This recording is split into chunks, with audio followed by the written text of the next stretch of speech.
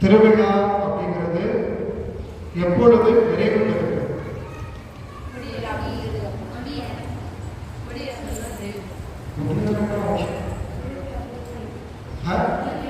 திருவிழா நன்றி திருப்பலியில் பங்கெடுத்து ஜெபிக்கின்ற போது மட்டும்தான். தேர்பவனி இல்லாமல் திருவிழா கொண்டாடலாமா? கொண்டாடக்கூடாது. திருவிழா தேர்பவனி இல்லாமல் நடக்கவே நடக்காது. ரெண்டு உதாரணம் பார்ப்போம்.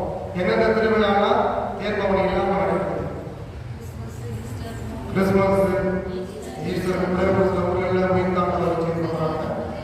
அப்புறம் கடந்த வாரம் ஒரு 3 திருவிழாக்களை வாரம் கொண்டாடிட்டு போன வாரம் என்ன திருவிழா? கிறிஸ்துவின் திருமுறை பெருவிழா. திருவிழா கூட கிடையாது, பெருவிழா. அதுக்கு முந்தின வாரம் கிடையாது. ஒவ்வொரு கடவுளுடைய திருவிழா. அதுக்கு முந்தின வாரம் கிடையாது. தூய ஆவியாருடைய திருவிழா. இதெல்லாம் நம்ம பேர் வச்சு கொண்டாடலாம். ஆனா என்ன இருந்துச்சு? திருப்பலி. அப்ப திருவிழாக்கள் என்பது தேர்பவனியோடு முடிவது அல்ல, திருப்பலியில நிறைவு பெறுவதுதான். அதனால இன்னைக்கு யாரெல்லாம் திருப்பலிக்கு வந்திருக்கிறீங்களோ அவர்கள் தான் ஆண்டவர் இயேசு கேட்ட வார்த்தையை முழுமையடைய செய்திருக்கிறீர்கள். என்ன வார்த்தை?